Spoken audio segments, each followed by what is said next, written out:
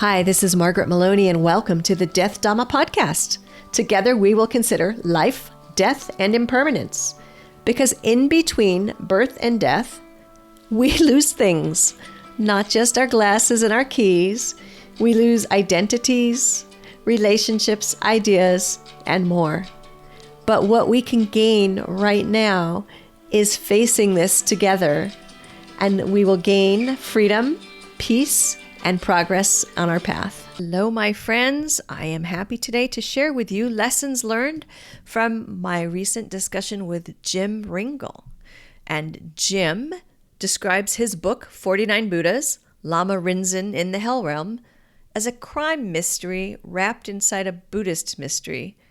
I also see it as how one Buddhist, Jim, expresses his appreciation and understanding of his Buddhist tradition through the creative expression of his writing. Also as a lesson on Tibetan Buddhism wrapped inside a compelling story. And in that story, we see how challenging it is to be a human. Even if this is the optimal rebirth, and even if you are a Tibetan Lama, none of this is easy. In my time with Jim, and in my time with his character, Lama Rinzen, many thoughts have surfaced. What to focus on? And in asking that question, without giving away major plot points from this book, I'd like to share one of my takeaways.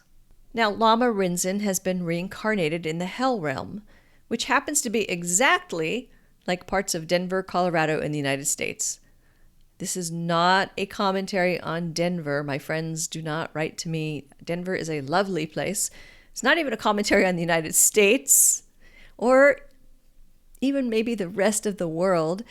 I would think it's more of a commentary on the fact that we as humans have quite possibly created our own hell realm.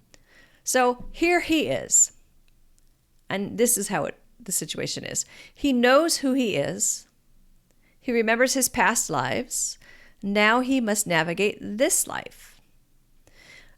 And so each time that he comes upon something new, a new situation, a new person, something happens, he asks himself questions like, what to see here? Or what to learn here? And this is such a great approach or device for each of us, right? To enter a situation with an openness for what is the purpose? What lesson is being given to me? Am I receiving the lesson, being open and accepting of what crosses my path? With an understanding that I perceive things based on my own experiences, my bias, my karma. But I very much appreciated that action and that self-questioning that his character would do, and it's something I'd like to incorporate into my life as I navigate the day and I navigate impermanence and things that happen. I'd like to be able to step back and look and think, what should I be seeing here? What should I be learning here? In the case of our protagonist, Lama Rinzen, he has a very specific mission. He doggedly hangs on to that mission. Life and other events definitely are conspiring to pull him in different directions, and others around him are asking him to, I'll say, provide a different service, to do something different. And over again, he comes back to his mission.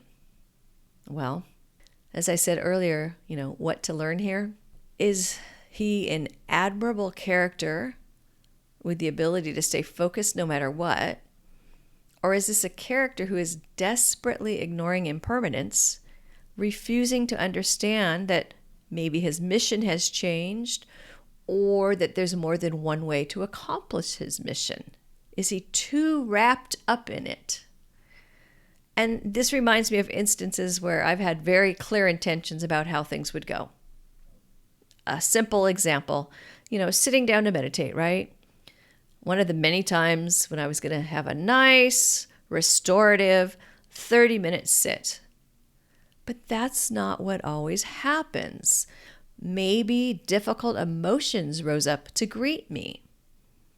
Maybe my neighbor fired up his chainsaw, or the cat threw up out in the hallway. All the things, right? So do I give up the meditation completely? Or do I give up my expectations around the meditation and just accept it as it is? Meditation is still an important part of my path, my spiritual mission, but clinging to all of my meditations being a certain way is a lesson on that path. And I'd like to release that clinging and just be with my meditations. Now, my point, going back to Lama Rinzen, is that he really seems to be, he's clinging to that mission and clinging to one way to accomplish that mission. And my interpretation of what is really going on in the story, this is definitely a reflection on me and who I am and where I am in my life, right? I see a well-meaning, conflicted, and flawed Buddhist leader who's grappling with self and ego and dukkha, just like the rest of us. Someone else might find me to be completely off base and feel that I'm being disrespectful, which is absolutely not my intention. I mean, no disrespect to any characters, real or fictional. And that reminds me, the cast of characters around Lama Rinzen have different levels of familiarity with him and with the ideas of Buddhism, or with the recognition of what it means to be a reincarnated Lama. Some recognize him and remember the relationships with him in past lives. Some treat him with reverence, and some with more than a bit of disrespect. Is he an honorable reincarnated Lama who has done good deeds in his lives and seeks to do good deeds in this life? Or did he harm others? And is he still harming others? Questions we ponder about ourselves. At least I do. Although I try to spend less time pondering my past lives because there is nothing I can do other than, if I truly know about them, learn from them, but I can't change anything. But what we can do, and what I can do, is work with this life to act with pure intentions in this life and do good deeds.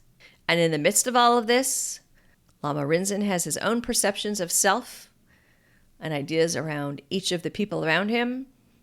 And in the midst of my life, I have my own perceptions of myself and who I am and what I'm doing. And if you spoke to different people who knew me, you would possibly get different descriptions of me, right? Who can he truly rely upon? Who can any of us really rely on?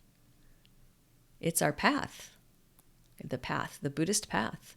And in our practice, on our paths, it is important to have good spiritual friends. You've been listening to the Death Dhamma podcast with your host, Margaret Maloney. Thank you so much for being here. Come find me on margaretmaloney.com, margaretmeloni.com. And until we meet again, may you be well, may you be happy, may you be at ease, and may you be free from suffering. Bye for now.